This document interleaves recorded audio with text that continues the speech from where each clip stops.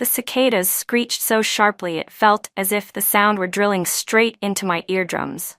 The moment my pen hovered above the name box on the answer sheet, I suddenly opened my eyes wide. In front of me was the familiar classroom. Red posters urging calm and determination were plastered across the walls. Outside the window, the mottled shadows of the old locust tree spilled across the desks. A faint mix of ink and chalk dust lingered around the tip of my pen. This was the college entrance exam room of 1995, the place that changed my entire life. My heart pounded so violently it felt like it might break through my ribs. The final moments before my death still burned on my retinas.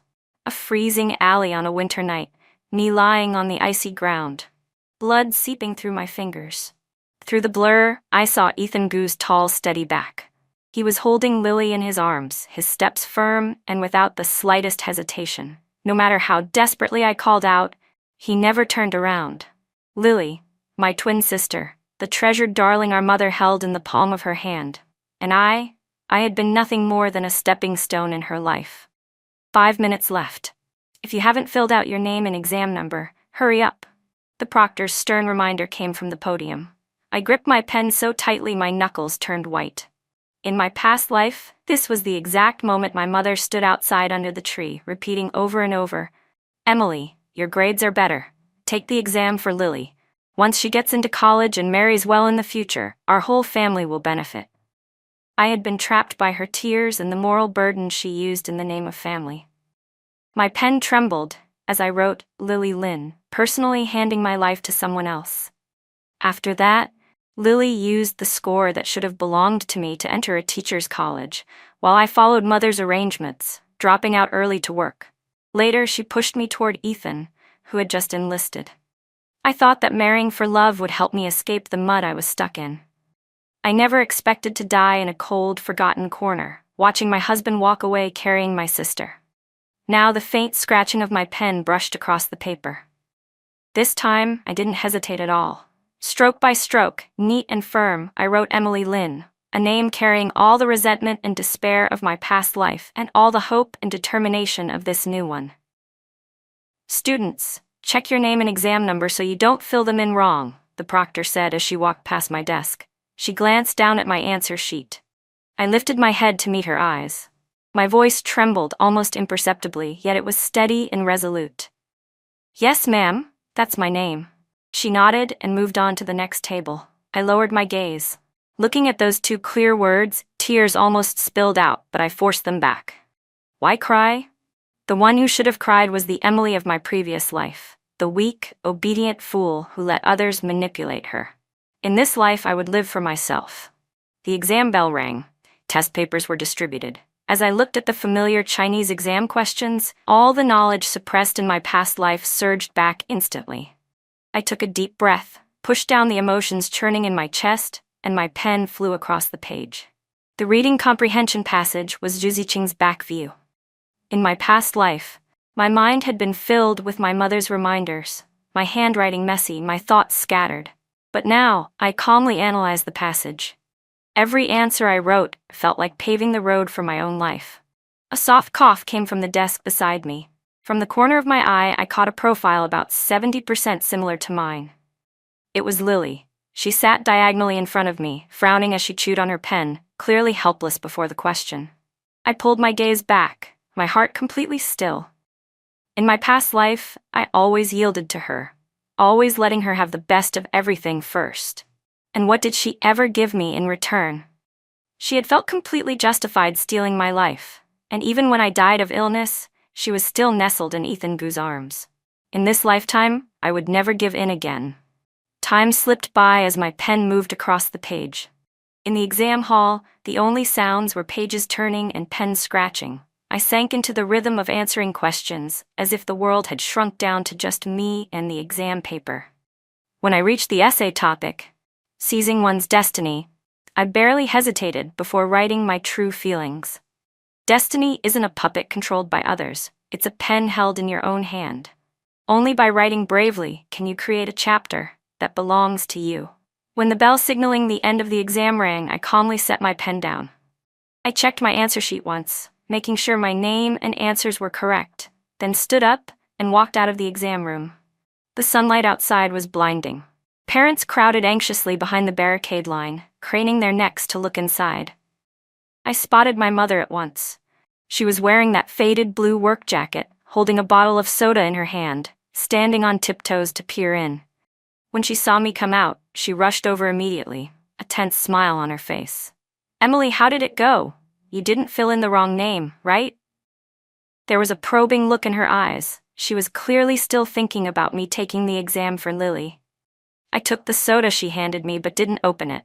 Instead, I looked her straight in the eyes and said each word slowly and clearly. "Mom, I filled in my own name, Emily Lynn." The smile on her face froze instantly. Her expression shifted sharply as she lowered her voice and hissed, "Are you crazy? Didn't I tell you? Take the exam for Lily." "I'm not." I cut her off before she could finish. My voice wasn't loud, but it was unwavering. "My life is mine to decide." After that, I stepped around her and walked straight toward home. Behind me came my mother's furious shouting and Lily's pitiful sobbing, but I didn't look back. I knew this was only the beginning. What awaited me next would be my mother's hysterics, Lily's fake tears, and possibly the entire family's accusations. But I wasn't afraid. After crawling back from the hell of my previous life, I had nothing left to lose. Sunlight fell warmly across my shoulders. I tightened my grip on the soda bottle, the coolness seeping into my palm and clearing my mind even more. The college entrance exam was only the first step. I wanted to get into the best university, study a major I loved, stay far away from this calculating household, and see the wider world. As for Ethan Gu, as for all those entanglements from my previous life, they could stay in the past. In this life, Emily Lynn would live for myself alone. The road home felt unusually long. My mother scolded me nonstop the whole way. Lily trailed behind, letting out soft, pitiful sobs now and then, drawing curious glances from passers-by. I straightened my back, letting those sharp words pierce me like needles, but my heart remained still, like a deep, quiet pool. When I pushed open the weathered wooden door, a mixture of coal smoke and food drifted out to greet me. The cramped living room held an old square table with 2 plates of pickled vegetables and a bowl of watery porridge, clearly heated again just for us. But before I could sit down, my mother slammed herself onto the table with a loud smack, making the bowls clatter. "Emily Lynn, so your wings have gotten hard now, huh?" Her sharp voice grated, the veins on her forehead pulsing. "How many times have I told you? Your sister is weak. The college entrance exam is so important for her. What's wrong with taking it for her? We're family. Why are you acting like there's a you and a her?" I set the soda bottle in my hand down on the table. I lifted my eyes and looked at her. "The exam is a fair competition. It's not something you give away. I took the test with my own ability. Why should I take it for her? On what basis?" My mother reacted as if she'd just heard the biggest joke in the world. She tapped her finger hard against my forehead. "On the basis that you're the older sister. You've always been smarter than her since you were little, always better at handling things. Isn't it natural for you to give way to her? If Lily can't get into college and can't marry into a good family in the future, how will that not embarrass us? My life isn't here to secure her future." I brushed her hand away. My tone remained calm, but it carried an unshakable firmness. Just then, Lily walked over and grabbed my arm. Her eyes were red and tears streamed down her cheeks like broken beads. "Emily, I know I'm the one who's wrong. I'm too stupid, but I really want to go to college. Mom said if you take the exam for me, I'll definitely repay you someday. Please, help me just this once, okay?" Her hand was cold, trembling on purpose. The exact same act she used in my previous life. Back then, I was softened by this pitiful display again and again, giving in every time. But her so-called repayment had been enjoying everything that should have belonged to me while I lay dying. Without showing any emotion, I pulled my arm away and looked straight into her eyes. "Lily, opportunities are earned, not handed out. If you really want to go to college, you can take the exam again next year. Only what you achieve through your own effort truly belongs to you." "I can't, Emily." Lily burst into louder sobs and threw herself into our mother's arms. "Mom, look, she still refuses to help me. What am I supposed to do? Is my life over?" My mother immediately tightened her hold on her, glaring at me viciously. "Emily Lynn, you ungrateful girl, I raised you all these years for nothing. If I'd known you'd grow up this selfish, I wouldn't have given birth to you." Selfish? A short laugh escaped me, tinged with all the bitterness accumulated from my previous life. "Mom, all these years I've worn her hand-me-downs, eaten her leftovers. After school, I cook, I wash clothes, and on weekends I work part-time so she can stay in school. What part of that is selfish? Now I just want to fight for myself once, and that makes me selfish?" These words had been trapped inside my chest for too long. In my past life, I never dared say them. I was afraid of hurting my mother's feelings, afraid people would call me unfilial. But now I understood. Blind obedience and constant sacrifice only encouraged them to take more. My mother froze for a moment under my questions, then immediately switched to hysterics. "I don't care, you must give this exam opportunity to Lily. If you don't, I'll die right here in front of you." She lunged toward the wall as if to slam herself into it. Lily quickly grabbed her, crying while sneaking a glare at me from behind her tears. Watching this mother and daughter performance, perfectly coordinated, I felt nothing but bitter irony. "Mom, you don't need to do this," I said as I stood up, letting my gaze sweep over the home that suffocated me. "The exam is already over. I filled in my own name. It can't be changed. From now on, my life is my responsibility. I won't sacrifice myself for anyone again. If you dare go against me, I won't acknowledge you as my daughter. Get out. Leave this house right now." My mother screamed, shaking with fury. "I will," I said, without the slightest hesitation. Then I turned toward my room. My room was small and dim, with only a single bed and an old wooden cabinet. I opened the wooden cabinet. Inside were only a few faded, overwashed clothes and a couple of textbooks. I quickly stuffed the clothes and books into an old canvas bag, then reached under the bed frame and pulled out the few dozen dollars I had saved. It was money I'd earned from part-time work and from cutting back on my own food expenses. Money I had originally planned to use to buy my mother a birthday gift. Now, it had become the travel fund for me to leave. When I stepped out of the room, my mother was still crying and cursing in the living room. Lily sat beside her, looking at me with a complicated expression. I didn't look at either of them again. Slinging the canvas bag over my shoulder, I walked straight toward the door. "Emily Lynn, if you walk out, don't you ever come back," my mother's voice shouted behind me, dripping with threat. I stopped for a moment but didn't turn around. I simply said calmly, "Mom, once I get into college, I'll still send you living expenses, but I won't let you control my life the way you used to." With that, I pulled open the door and walked out in long strides. The sunlight outside was warm, and a gentle breeze brushed against my face, carrying the scent of freedom. I turned back to look at the familiar wooden door one last time. There was no nostalgia in my heart, only relief. From today onward, I, Emily Lynn, would no longer be anyone's stepping stone. I would pursue a life that belonged to me, and finally see the vast world my mother always said I didn't deserve. After leaving home, I found temporary work at a textile factory in the county town.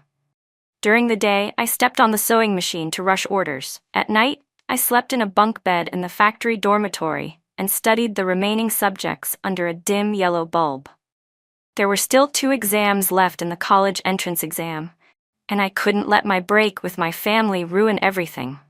The women in the dorm were simple and kind. When they learned I was taking the exam, they voluntarily gave me the bed by the window and often shared their meals with me. I worked to earn tuition while using every spare moment to review. I collapsed into bed exhausted each night, but every day felt solid and fulfilling. It was the first time I had worked hard for my own goal. No manipulation, no sacrifice, just pure effort and hope. When the college entrance exam finally ended, I stood at the crossroads in the county town, holding the wages I had just received. For the first time, I felt the future brighten. I didn't go home. Instead, I called a neighbor and asked her to tell my mother I was safe. The days waiting for results felt unbearably long. I lived each day with anxious anticipation. The women at the factory often comforted me. "Emily, you worked so hard. You'll definitely get into a good university." I smiled and nodded, but deep inside there was a faint unease. My score from the previous life had been real, but even though I had given everything I had this time, I didn't know whether fate would grant me another chance. One day near the end of July, I was rushing through work in the workshop when the factory manager suddenly ran in, shouting, "Emily! Quick, go to the office. Someone from the Education Bureau is calling about your exam results." My heart shot up into my throat. The needle and thread fell straight from my hands to the floor. I rushed after the manager, running all the way. Sweat soaked through my back, and my mind went blank. The phone in the office was still connected. A gentle voice came through the receiver. "Is this student Emily Lynn? Congratulations. Your total score ranks in the top 50 in the entire province. You're 80 points above the key university cutoff. You are our county's liberal arts champion this year." Boom! It was like fireworks exploded inside my skull. I stood there in a daze as tears streamed down uncontrollably. This wasn't a dream. I had really done it. I had earned my own score with my own name. The factory manager patted my shoulder with a big grin.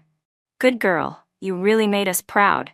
Our factory actually produced a top scorer. This is incredible." I took the phone, my voice choked as I said, "Thank you, sir. Could you please tell me my exact score and when I should submit my university application?" The teacher patiently told me my score and reminded me of the important details about filling out my application. After hanging up, I covered my mouth and cried like a child. All the grievances and bitterness from the past and all the anxiety I had carried since being reborn melted into pure joy in that moment. The news spread quickly through the county and soon reached my home. The next day, my mother showed up at the textile factory. Her expression was dark, but she didn't explode like before. Instead, she grabbed my hand, her tone unusually soft, almost flattering. "Emily, Mom knows she was wrong. Come home with me, okay? You scored so well. Mom will throw you a celebration banquet. I want everyone in the county to know my daughter made something of herself." I pulled my hand back and said calmly, "I'm not going back." "Why are you being so stubborn?" My mother's voice immediately dropped into a heavier tone. "Since you got into college, what about tuition and living expenses? Mom will gather the money. You're my daughter. How can you let others say you have no home to return to?" I looked at her. "I've earned some money myself. If it's not enough, I can apply for student loans. I'm not being stubborn. I just want to live my own life." At that moment, Lily also arrived. Her eyes were filled with jealousy, even though she tried to look admiring. "Emily, you're amazing. Such a high score. Mom said you should apply to the teacher's college. Being a teacher is stable and respectable. Isn't that great?" I knew exactly what they were planning. The teacher's college had low tuition and was close to home. They wanted to keep me tied to them. But I already had a goal in mind, the International Relations program at the Capital University of Foreign Studies. In my previous life, I had been interested in languages and international affairs, but because I took the exam for Lily and married early, I never got to chase that dream. "I've already decided which school I'm applying to," I said firmly. "The Capital University of Foreign Studies, International Relations." "What?" My mother's voice shot up several pitches. "That far away? And so expensive. Who's going to take care of you over there?" "No, I won't allow it. My application is mine to fill out," I said without looking at her. Then I turned toward the dormitory. "Please go home, and don't come looking for me again." My mother's cursing turned into a stream behind me, and Lily chimed in to support her. But I didn't turn back. I knew that if I gave in even once, they would pull me back into that swamp all over again. On the day applications opened, I requested leave and went to the County Education Bureau. The staff saw my score and couldn't help praising me. With a provincial top 50 score, getting into cuffs is absolutely no problem. I carefully wrote Capital University of Foreign Studies International Relations on the application form. Every stroke felt like sketching out my future. In mid-August, the acceptance letter arrived at the textile factory. The red envelope was embossed with the school's name in gold. When I opened it, all the women in the dorm gathered around, chattering excitedly and congratulating me. My fingertips trembled slightly as I held the letter. The name, Emily Lynn, gleamed with hope. The day before leaving for Beijing, I sent my mother 500 yuan, along with a small note. "I earned this from working.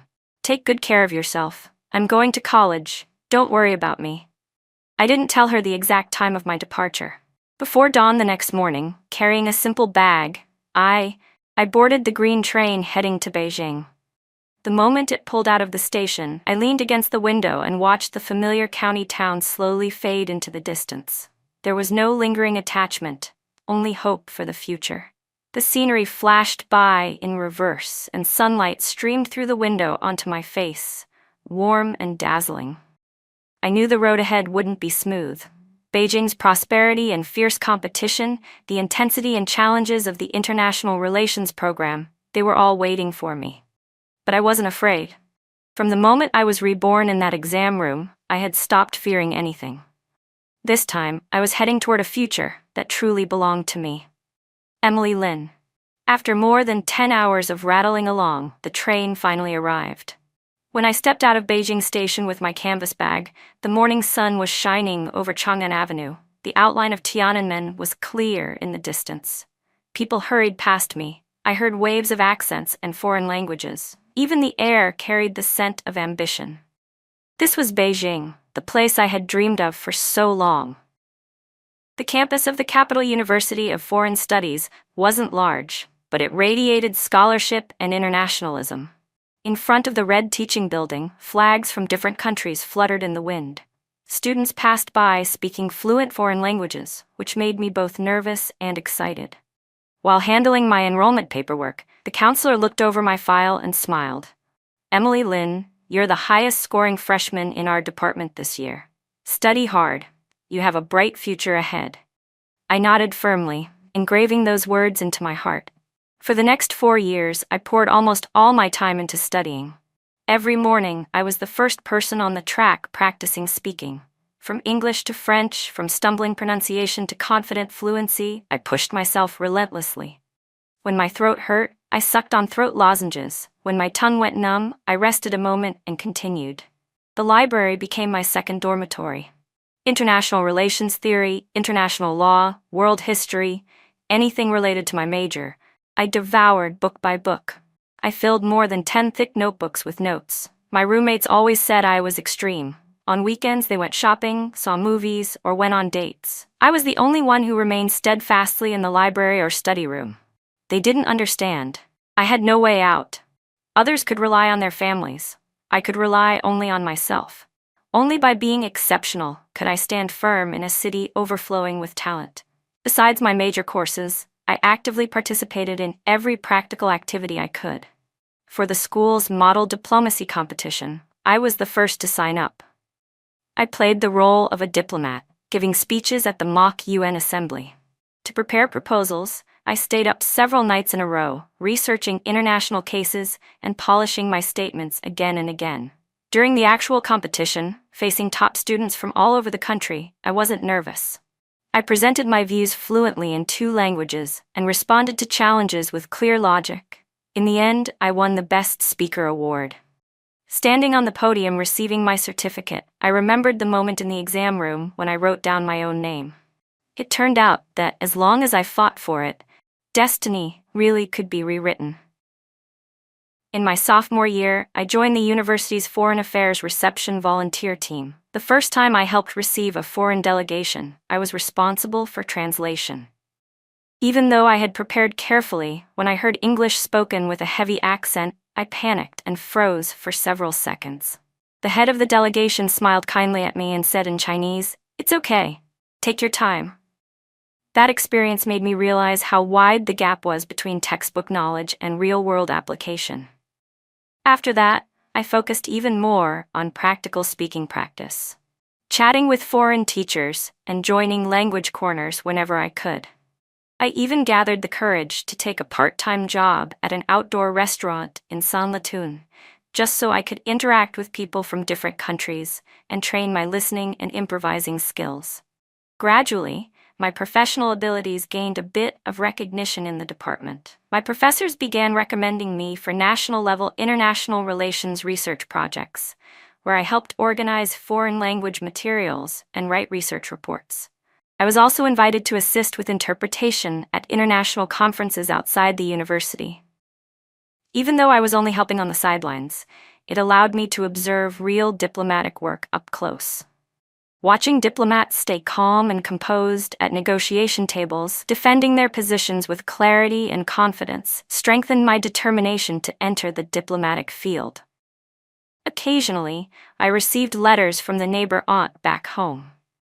She would mention how things were at home, saying my mother was still in decent health, though she often muttered my name.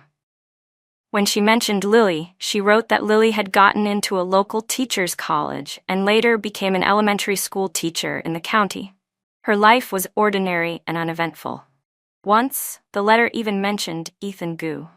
The aunt said he had performed well in the military and had already been promoted to platoon leader.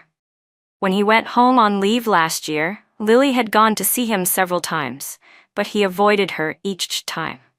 In the end, he even asked someone to bring her a message, saying he wasn't thinking about dating for the time being.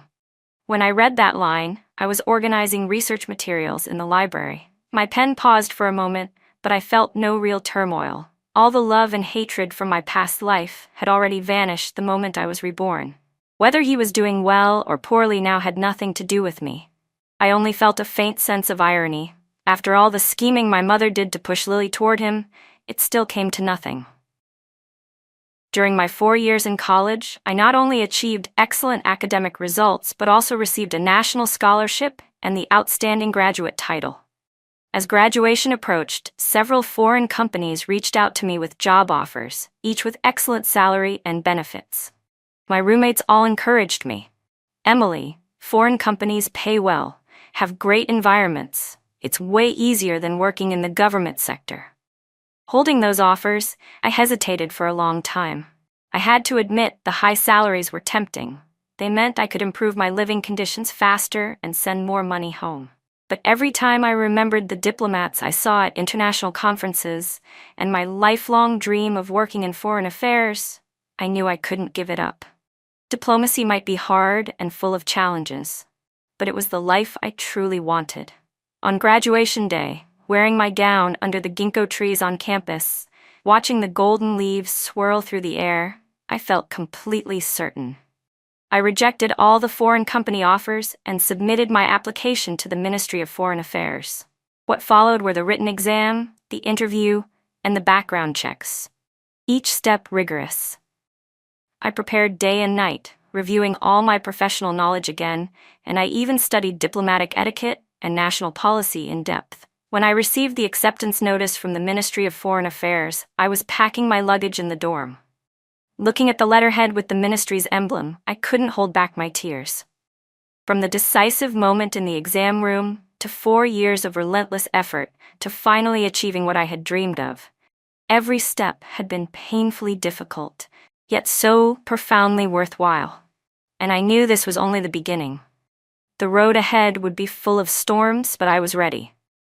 The ministry's office building stood solemn and dignified, the national flag waving in front of the entrance. The moment I walked through the doors, I instinctively straightened my posture. On my reporting day, the staff from Human Resources led me through the corridor, where flags from countries around the world hung along the walls. The photos of my seniors at international conferences filled me with deep respect. "Emily," the HR teacher said, "you're one of this year's newly recruited graduates and also the one with the strongest academic performance. But diplomatic work starts from zero." He led me to the translation room, pointed at a desk by the window, and added, "You'll start with basic clerical work and assistant translation. Listen, observe, learn. Don't feel pressured." My first assignment was organizing and archiving foreign language telegrams and documents. Those telegrams covered dense foreign text and involved politics, economics, trade, diplomacy, fields full of complex, specialized terminology. Some even contained diplomatic expressions with subtle contextual meanings. In the beginning, I often stared at a single telegram for a long time, checking dictionaries and reference materials, and cross-referencing policy language to ensure every translation was completely accurate. Sister Zhang, one of the senior staff members, was a veteran diplomat. Her hair was already graying, but her work was exceptionally meticulous. When she saw me frowning at an English telegram, she walked over and pointed at a sentence. "This can't be translated literally. Constructive dialogue should be translated as constructive consultations based on diplomatic wording habits. She also reminded me, in diplomacy, nothing is small. Every word must withstand scrutiny. One mistake could cause misunderstanding. I wrote her advice in my notebook and pinned it to the front of my desk. From then on, I arrived half an hour early every day to review the technical terms I encountered. After work, I went home and memorized thick diplomatic dictionaries. Those days, my fingers were often nicked by paper edges, cups of strong tea emptied one after another, and the shadow under my desk lamp stretched long into the night. Besides translation, I was also responsible for meeting minutes and document preparation. When urgent meetings came up, I followed the seniors early to set up equipment and distribute materials. During the meetings, I took notes at top speed. Afterward, I had to produce a polished summary in the shortest time possible. Once, a cross-border emergency consultation meeting lasted from afternoon until late at night. My pen never stopped moving. By the time I returned to the dorm, my wrist was too sore to lift, but I still insisted on double-checking the minutes before resting. Entry-level work was tedious and exhausting. Some of my colleagues who joined at the same time began to lose motivation, complaining that the job was just repetitive labor with no end in sight. I had moments of fatigue too, especially when I looked out at the thousands of city lights and remembered the generous benefits from the foreign companies who'd offered me jobs. It was impossible not to waver. But every time I opened my notebook to the excerpt of my high school essay about seizing my destiny, or thought about the determination I felt when I wrote my own name on that exam sheet, or recalled the diplomats I'd seen at international conferences, I felt my resolve return. I knew growth required accumulation. Those seemingly dull translation tasks sharpened my linguistic accuracy. The repetitive document sorting helped me understand how diplomatic work actually flowed. The meeting minutes I stayed up late to finish strengthened my resilience and ability to adapt under pressure. Half a year into the job, I was finally given my first major independent assignment, translating a cooperation draft on Sino-foreign cultural exchange.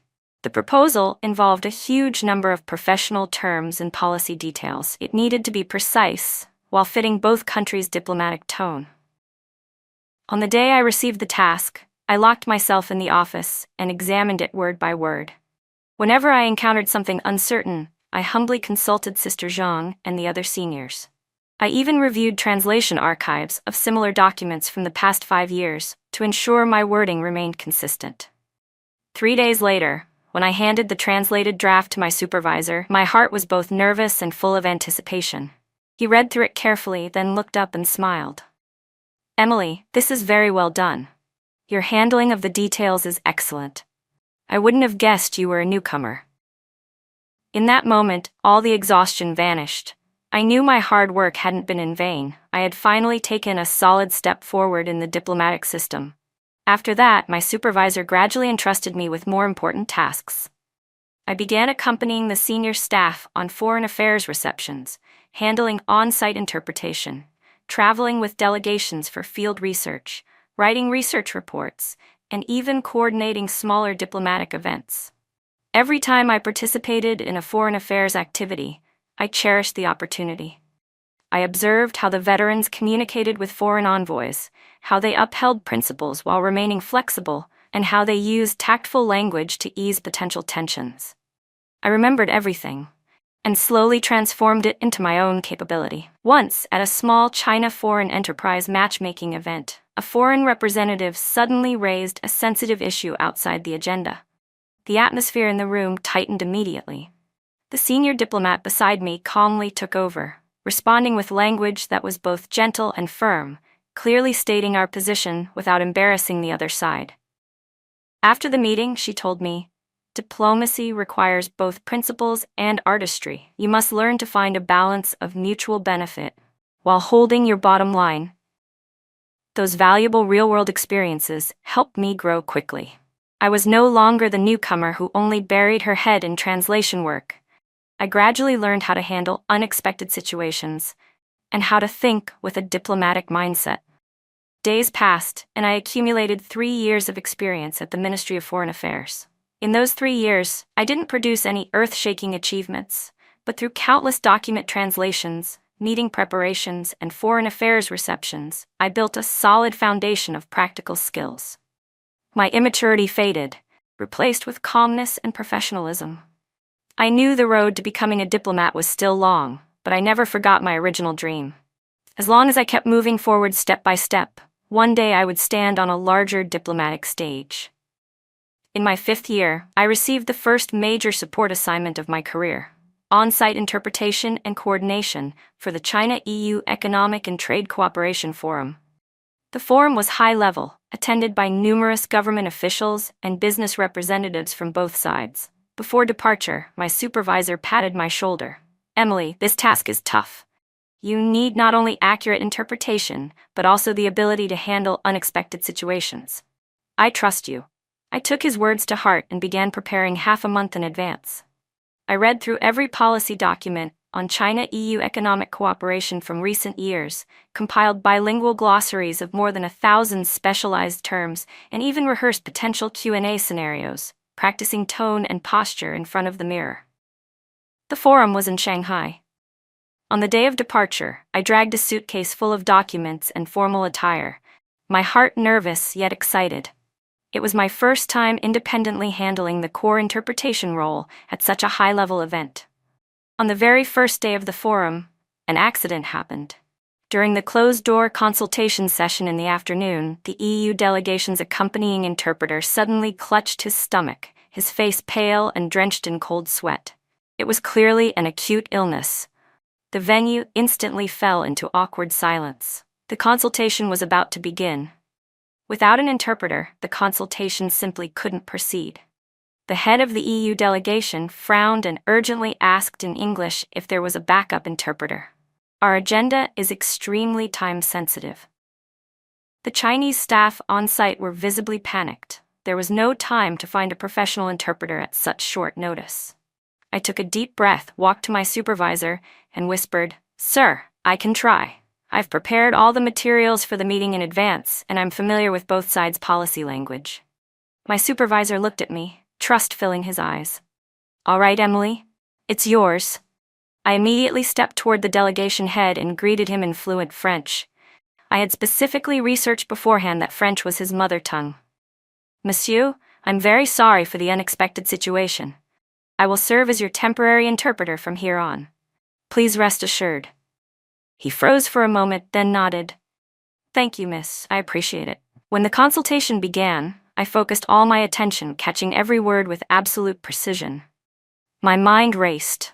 The topics they discussed included tariff reductions, market access, sensitive issues where every phrase had to be exact. At one point, the Chinese side mentioned a mutually beneficial cooperation framework. A member of the EU delegation questioned it, saying the expression wasn't concrete enough. I didn't translate his comment bluntly. Instead, I incorporated the foundation of previous negotiations and added context about equal consultation and protecting both sides' core interests. The explanation accurately conveyed China's intent while preventing misunderstanding, allowing the discussion to proceed smoothly. For 3 full hours, I stood translating without relaxing for even a second. By the end, my shirt was soaked with sweat and my throat dry, but when I saw both sides shake hands and my supervisor give me a nod of approval, I felt an overwhelming sense of accomplishment. The delegation head walked up to me and extended his hand. "Miss Lin, your interpretation was highly professional, not only precise but also keenly attuned to both sides' key points. You helped us resolve many potential disputes. Thank you for stepping in." Because of that unexpected rescue, my reputation at the ministry soared, and my superiors viewed me with newfound respect. After that, they assigned me to more important foreign affairs tasks. In the following years, I traveled with delegations to cities across China and abroad, participating in countless international conferences, foreign affairs receptions, and bilateral consultations. At consular protection sites in Southeast Asia, I used the local language to calm stranded citizens and help them complete the necessary procedures. At economic and trade negotiations in Africa, my knowledge of local policies helped build bridges of communication for Chinese companies. At small United Nations meetings, I served as an auxiliary spokesperson, presenting China's positions in 2 languages. Each mission was a form of training. I had seen the fierce battles of negotiation tables, as well as the solidarity shown in moments of crisis. I had endured dozens of hours of high-intensity work, and I had also felt the pride and relief of successfully completing a mission. During this process, I became far more than a translation machine. I learned to think from a broader diplomatic perspective, to understand how to remain flexible while upholding principles, and how to protect national interests using the right language and the right approach. Once at an international environmental conference, representatives from a few countries deliberately distorted China's environmental policies in an attempt to smear China's image. When it was my turn to respond, I didn't rush to refute them. Instead, I began by listing China's concrete achievements in environmental protection over recent years, letting the data speak for itself. After pointing out the inaccuracies in their statements, I concluded by emphasizing that nations should work together rather than accuse one another. My argument was clear, well-supported, and won the approval of many representatives, successfully shifting the tone of the discussion. As my experience grew, I gradually moved from assistant interpreter to project lead, eventually taking charge of foreign affairs missions on my own. My colleagues often said my presence had become stronger and more confident, but only I knew that behind that confidence were countless days and nights of accumulation and relentless practice. In my 8th year at the ministry, I was officially appointed as a core member of the China-EU diplomacy team, responsible for coordination work in several fields. The day I received the appointment, I stood by the office window, looking at the national flag fluttering outside, and thought back to the girl I had been 8 years earlier, carrying a canvas bag, nervous yet determined as she walked through the ministry gates for the first time. Through my own effort, I had finally secured my place on the diplomatic front line. I knew this was not the end. A wider stage and tougher missions were waiting ahead. But I was no longer the Emily who depended on others or let herself be used. I was a diplomatic officer, carrying responsibility and mission on my shoulders, walking a path that led toward my dreams. On my 10th anniversary at the ministry, I was organizing the latest report on China-EU digital economic cooperation when the office door opened softly. The director walked in holding a document, wearing a rare, warm smile. "Emily, come to my office for a moment." My heart skipped for no reason. I put down my pen and followed him. His office was simply furnished, with a world map covering the wall, full of markings that recorded countless diplomatic footprints. He placed the document on his desk and slid it toward me. "After discussion and review, the ministry has decided to officially appoint you as assistant spokesperson of the Ministry of Foreign Affairs with full diplomatic rank. This is your appointment letter. Take a look." The words diplomatic officer exploded in my ears like thunder. My fingertips trembled as I picked up the letter. The writing was neat and powerful, and behind the name Emily Lin was the clearly printed label indicating my diplomatic rank. 10 years. From a temporary textile factory worker to a student at the Capital University of Foreign Studies, to an entry-level clerk in the ministry, and now to a diplomat, I had spent a full decade to finally reach the hall of my dreams. "Thank you, Director." I lifted my head, unable to hide the tremble in my voice. My eyes were burning. He nodded with a smile. "You deserve it. 10 years of hard work. Everyone has seen your dedication and capability. And now, there's an important task for you. Next Friday's Cross-Border Economic and Trade Cooperation Press Conference, you will serve as the primary spokesperson." I froze, almost unable to believe what I'd heard. That press conference was one of the ministry's major foreign affairs events. It would host dozens of mainstream media outlets from around the world and address key issues in China-foreign economic relations.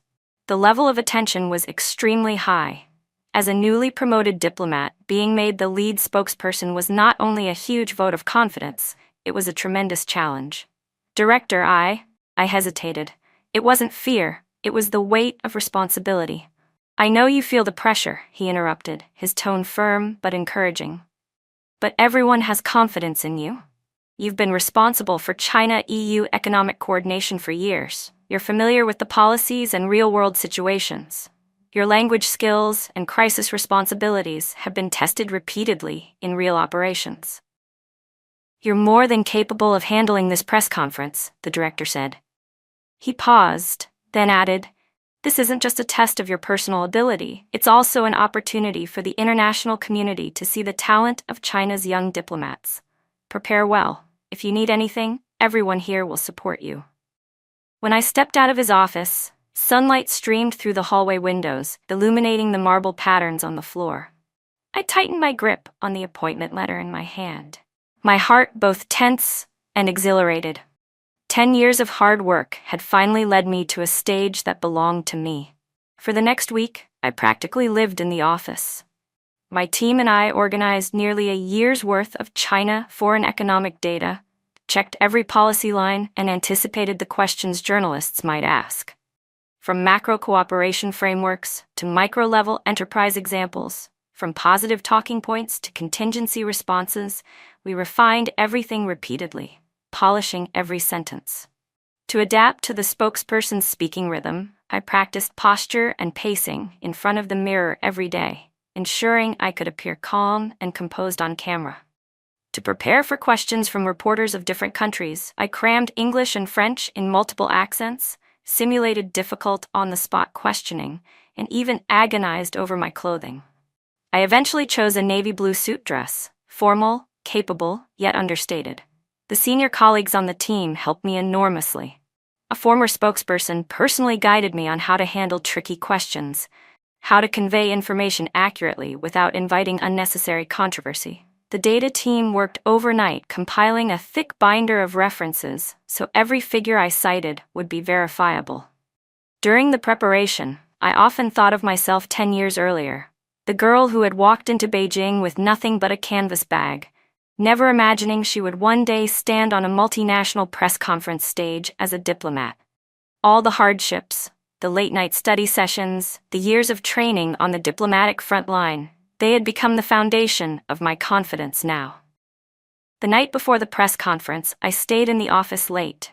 The city lights outside painted a dazzling outline of Beijing's skyline. I flipped through the thick binder one last time, checking the key data and essential talking points. My phone buzzed. It was a text message from the neighbor aunt. She said my mother was doing well lately, and she often told people my daughter is doing big things in Beijing. Reading it, warmth rose in my chest.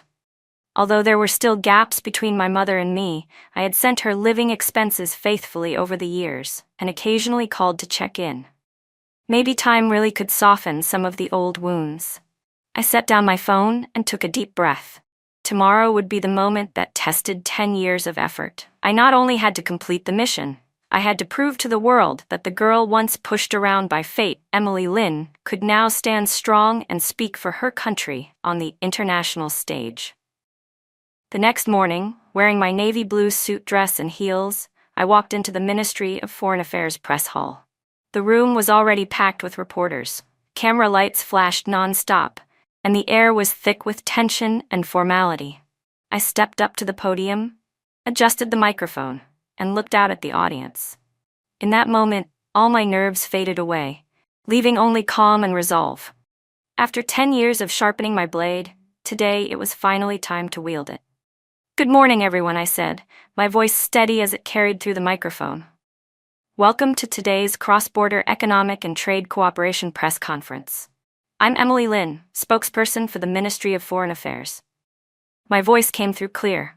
I let my hands rest gently on the podium, maintaining a poised, professional smile. My gaze swept across the room. The red lights on the cameras lit up all at once, and journalists from various countries raised their recorders and notebooks. The air was filled with focused attention.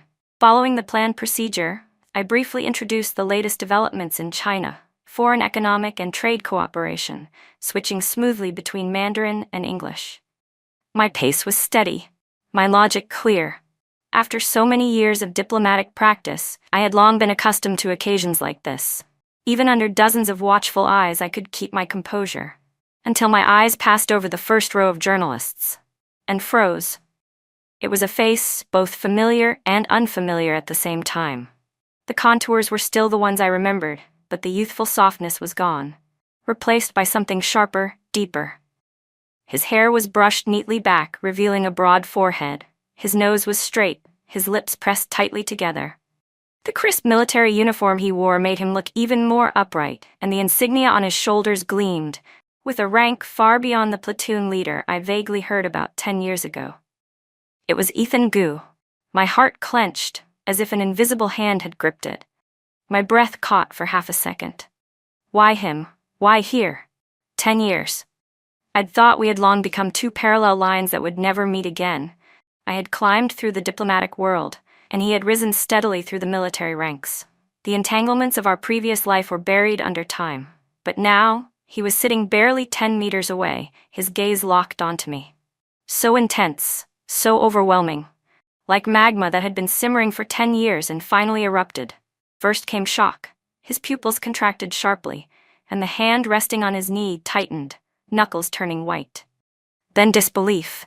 He leaned forward slightly, his eyes filled with scrutiny and confirmation, as though he couldn't trust what he was seeing.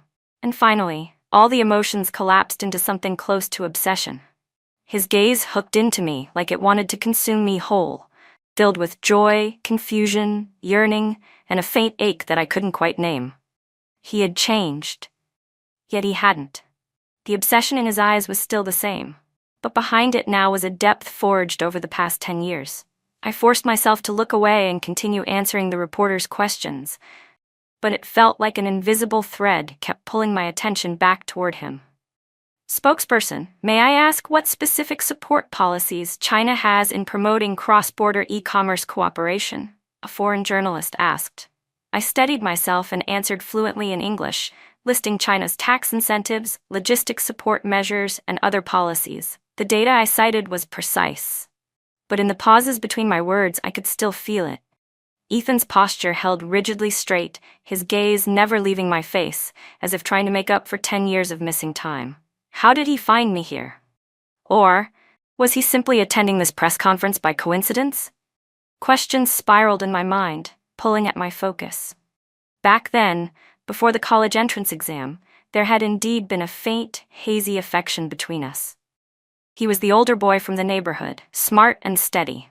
Whenever I was scolded by my mother, he would quietly give me a piece of candy and say, "Emily, don't be sad. You're exceptional." On the evening before the exam, he found me under the old locust tree and told me he was leaving to join the military. He said that when he returned, he wanted to sit down and talk with me properly. But later, my mother cut off all our contact and told me he had chosen Lily instead, and that I should give up completely. I believed her, and buried every remaining thought. And now he was sitting right here beneath the stage, looking at me with eyes that burned like fire. Clearly, he had never known the truth about back then. Spokesperson, regarding the China-EU trade growth data you just mentioned, has China taken geopolitical factors into consideration? Another journalist asked, pulling me back to reality. I drew a deep breath, forcing down the emotions churning in my chest and restored the composed professional smile on my face. Geopolitical conditions do have an impact on international trade, I replied in smooth, steady English, but China has consistently upheld multilateralism and remains committed to promoting trade liberalization and facilitation. My voice was calm and logical, but only I knew that my palms were already slick with cold sweat. Ethan Gu's gaze was too piercing, too sharp, like he could see straight through every layer of composure I had. It pulled up memories I didn't want to face. His back as he carried Lily away in my past life, leaving me dying alone in the cold. No, I couldn't think about that. I shook my head hard, forcing those memories away. I was the ministry's spokesperson now. I stood on an international stage representing my country's image. I could would not let personal emotions interfere. The press conference continued. The questions from reporters grew sharper, touching on trade frictions, market access, and other sensitive issues. I responded with composure, holding firmly to China's positions without losing flexibility, my professionalism earning recognition from the room. And all the while, Ethan sat in the front row, never once shifting his posture, never once looking away from me. I could see the struggle behind his eyes. He raised his hand slightly more than once, wanting to ask a question, but lowered it each time, restraining himself. Yet the madness and fixation in his gaze only intensified, like something on the brink of breaking free. Finally, the press conference entered its closing section. I delivered my concluding remarks, my voice firm and powerful. China is willing to work with countries around the world, upholding the principle of mutual benefit, to promote sustainable and healthy global economic and trade development. Applause echoed through the hall. I bowed slightly and prepared to leave.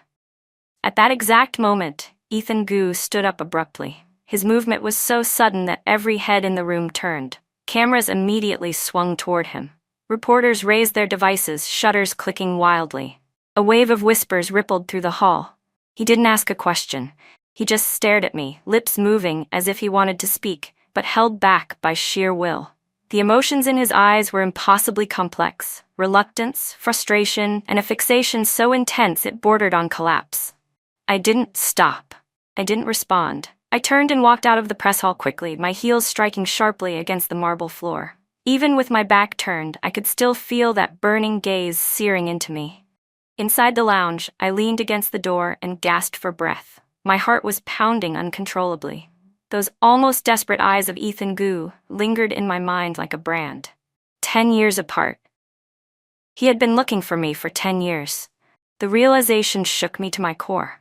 What exactly had my mother told him back then? Why had he kept searching for me all this time? And now that he had appeared, what would he bring into my life? A soft knock sounded. A colleague stepped inside and said, "Emily, there's someone from the military asking for you outside. He said he wanted to see you." I knew immediately it was Ethan Gu. I took a deep breath, smoothed the hem of my suit dress, and forced my expression back to calm. What had to come would come. When I pushed open the lounge door, Ethan was standing at the end of the hallway. His uniform was immaculate, the stars on his shoulder insignia shining under the lights. But the steadiness a soldier should have was nowhere on his face. The madness in his eyes hadn't faded. Instead, it had been replaced by an urgency he couldn't hide. "Emily," he spoke first, his voice carrying a faint hoarseness, like it had been suppressed for far too long. I stopped walking and kept a polite distance between us. "Mr. Gu," I said evenly, "what can I help you with? I still have work to handle." "Mr. Gu," he let out a low, self-mocking laugh, bitterness flooding his eyes. 10 years without seeing me, and you can't even say my name anymore." I didn't answer. Some connections, once severed, never return. And between us stood not only the wreckage of a past life, but unanswered questions in this one. "Why?" He stepped closer, his gaze tightening around me. "After your exam ended that year, I came home on leave and went to find you the very first day. But your neighbor told me you had already left, moved away, and that you were never coming back. I went to your mother. She said you willingly gave up your studies, that you didn't want to see me, that I should stop bothering you." His words dropped into my heart like a stone, sending ripples through the calm surface I'd forced myself to maintain. So that's what my mother told him back then, that I chose to give up school, that I didn't want to see him. "I looked for you for 10 years. Ethan's voice trembled slightly. "I asked everyone who might know something. I searched everywhere you could have gone. I even left my information at every university you might have applied to. But you," his breath hitched, "you disappeared like you'd vanished from the world." My fingertips curled. "I thought," he swallowed hard, "I thought you really didn't want to see me, that you'd forgotten the promise we made under the locust tree." The promise under the locust tree. That evening, the sun sinking, the old tree's branches thick with leaves. He told me he was leaving to join the army, and when he returned, he wanted to talk to me properly. My face had burned, my gaze lowered, a quiet anticipation hidden in my chest. Who would have thought that would be our last meeting in this life, until today? "Mr. Gu, I don't want to revisit the past." I forced myself to break eye contact, my voice cold and controlled. Things were very complicated back then, and with my current position, I cannot discuss personal grievances. "Personal grievances?" His hand shot out and grabbed my wrist. His grip was so tight I winced. "To me," he said, voice tight, "this isn't a personal grievance, it's the answer I've been searching for over 10 years. Tell me, why did you leave? Why did you disappear without a word? Why didn't you give me a single explanation?"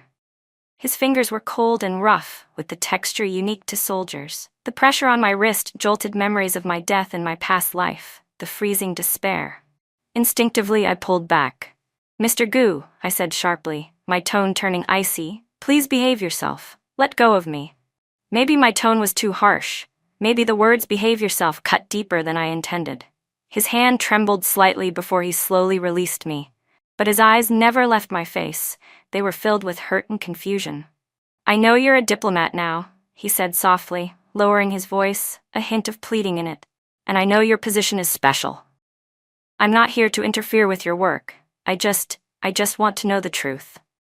Emily, even if you had just said, 'I don't want to see you,' I'd have accepted it." Looking at the obsession in his eyes, my emotions tangled into something indescribable. In my past life, I'd thought he chose Lily. I hated him for it, hated him to the bone. But hearing him now, in this life, I realized things might not have been what I imagined at all. How many lies had my mother told him back then, and what role had Lily played in them? "I didn't willingly give up school," I said after a moment of hesitation. "And I didn't move away either." Ethan's eyes widened sharply, shock surfacing on his face. "You fell out with your family? But your mom told me you gave up on studying yourself. She said you thought school was useless and wanted to get married early." "That was a lie she told you." I cut him off, my voice carrying a faint edge of mockery I couldn't hide. "My mom wanted me to take the college entrance exam for my sister Lily. I refused. That's why we fell out. As for the things she said to you, it was just to make you give up." "Take the exam for her?" Ethan froze, clearly not expecting that at all. "Lily's grades. Her grades were always bad. If I hadn't taken the exam for her back then, she never would have gotten into college." My tone stayed calm, but inside, old grievances surged painfully. My mother always favored her. Ever since we were kids, everything good went to her first. Even my future, she wanted to use it for Lily's sake. Ethan went silent, his brows furrowed deeply as he struggled to process everything. After a long time, he finally spoke, his voice low and rough. "So, you didn't avoid me. You didn't refuse to see me. Your mom deliberately kept everything from me, cut off every way I could reach you." I didn't nod. I didn't shake my head. There were still truths that needed time to confirm. But right now, one thing was clear. Behind the betrayal of my past life was a web of lies my mother had carefully woven. I understand now. Ethan's eyes shifted, emotions flickering through them, anger, pain, and a faint sense of relief. "All these years, I thought you changed." I felt bitter, resentful, but I still kept searching for you. "Lily came to see me several times, saying you didn't care about me anymore, telling me to accept reality. But I never believed her." He paused and looked straight into my eyes, his voice incredibly serious. "Emily, I never chose Lily. Not once. When I came home on leave that year, the only person I wanted to see was you. But your mom blocked me at the door, said you had left, and shoved Lily in front of me, insisting she was the one who truly cared about me. I refused, every time. But then the army had an urgent mission, and I had no choice but to leave." His words were like a key, unlocking a knot in my heart I hadn't even realized was still there. So the scene I witnessed in my past life? Perhaps it hadn't been what I thought, him carrying Lily away. Maybe there had been another reason entirely. "I still have work to do," I said curtly. "I'm leaving." I didn't want to continue this conversation. I turned to go. "Emily." Ethan called out to me. He reached into his pocket and pulled out something small, holding it out. "Do you remember this?" It was a single piece of fruit candy, wrapped in slightly yellowed clear plastic, the kind that had been popular years ago. I froze. It was the same kind of candy he used to slip into my hand back then, sweet, gentle, one of the few little lights in my otherwise bleak childhood. "I've carried it with me all these years," he said softly. As he looked at the candy, the wildness in his eyes faded, replaced by something warm and tender. "I always thought that if I ever ran into you again, I'd give it back to you." My heart clenched sharply, and heat stung at the corners of my eyes. The love and hatred of my past life, the reunion and truth of this life, all of it came rushing in like a tide, leaving me momentarily overwhelmed. "Thank you." I didn't take the candy. I only whispered the words, then turned and walked away quickly. Back in my office, I sat in my chair for a long time, unable to calm down. Ethan's words replayed over and over in my mind. My mother's lies, Lily's pretense, the misunderstandings of my past life, all of it finally pieced together into a clear truth. I pulled out my phone and dialed the neighbor aunt's number. When she answered, I hesitated, then asked, "Auntie, I want to ask you something. After I got into college back then, did Ethan come looking for me often?" The aunt was silent for a moment before she sighed. "He did. That boy came for you many times, but every time your mother chased him away. She even told the neighbors you'd already left and didn't want to see him. Emily, what your mom did back then really wasn't right, but she also—" "I understand. Thank you, Auntie." I cut her off and ended the call. The truth was now undeniable. My mother had deliberately severed every connection between Ethan and me so Lily could have a chance to marry him. She had lied, manipulated, even forced me to take the exam for Lily, destroying my life in my past timeline. And Lily? She had enjoyed all of it without the slightest guilt. Outside the window, the sky was darkening. I stared at the documents on my desk, but my heart had already made a decision. I would no longer let the lies of the past bind me. I would uncover every truth, and I would make those who tried to use me pay for it. I would reclaim justice, for the me of both lives. Ethan's sudden appearance had shaken my world, yes. But it also dispelled the fog of my past. This time, I would protect my diplomatic career, clear every misunderstanding, and free myself completely from my family's chains. I didn't confront my mother or Lily immediately. Instead, I finished the diplomatic tasks at hand. The success of the cross-border trade press conference earned me higher recognition within the ministry. Soon after, I received a new assignment, accompanying the delegation on a visit to Europe. On the plane, looking at the clouds drifting past the window, I took out my phone and sent my mother a message. "I'll be coming home next month. There are things we need to talk about in person." She replied quickly, "Good. Mom will make your favorite braised pork." There wasn't a trace of guilt in her words, as if everything she'd done back then had never happened. During the 2-week Europe trip, I focused entirely on work. In the bilateral talks, my precise understanding of policy and fluent bilingual communication helped the delegation secure multiple cooperation agreements. When foreign media raised sudden, provocative questions, I responded with calm logic and firm reasoning, safeguarding our country's image. When we returned home, Ethan came to the airport to pick me up. He wasn't wearing his uniform, just a simple casual outfit. Without the sharpness of military attire, he looked gentler, quieter. "I know you're going home," he said earnestly. "I want to go with you. I'm not trying to interfere in your family affairs. I just want your mother to know, those lies from back then need to be exposed." I hesitated for a moment, then nodded. Some truths really did need someone to witness them. When I returned once again to that familiar little county town, not much had changed. The streets were still the same, and the old locust tree was still lush and full. I pushed open the door of my childhood home. My mother and Lily were both there, the table set with steaming dishes. When Lily saw me, she forced a stiff smile. "Emily, you're back." Ethan's appearance stunned both of them. My mother's eyes flickered with panic. "Ethan, what are you doing here?" "I'm here to hear the truth about what really happened back then." His tone was calm, but carried a weight that allowed no evasion. I sat down at the table and looked at the two people who used to be the closest to me. "I'll make it simple," I said. "Mom, Lily, today I didn't come back to fight. I just want to know why you lied to me, and why you lied to Ethan." My mother's face instantly turned pale. She set down her chopsticks and tried to act composed. "I don't know what you're talking about. Didn't I already explain everything to you back then?" "Explain?" I let out a small laugh, heavy with bitterness. "You told me I volunteered to take the exam for Lily, that I didn't want to see Ethan, that I gave up my education willingly. Mom, can you look at that old locust tree outside and say those things are true?" Lily's body trembled. She lowered her head, not daring to look at me. "It was me," my mother suddenly said. "I was the one who forced you to take the exam for Lily. It had nothing to do with her." She rushed to take all the blame. "Emily, I did it for your own good. Think about it. You're a girl. What's the point of studying so much? Better to let Lily get into college, marry well someday, and she could help you in the future. And Ethan, he's a promising young man. I thought if Lily ended up with him, our whole family could benefit. For my own good, I cut her off, my voice trembling. For my own good, you stole my entire future? For my own good, you fabricated lies that kept Ethan and me apart for 10 years? For my own good, you made me. I stopped abruptly. I almost mentioned my past life. Made you what? Ethan asked, confused. I shook my head. There was no need to bring that pain into this life. Mom, I said quietly, I never blamed Lily for having poor grades.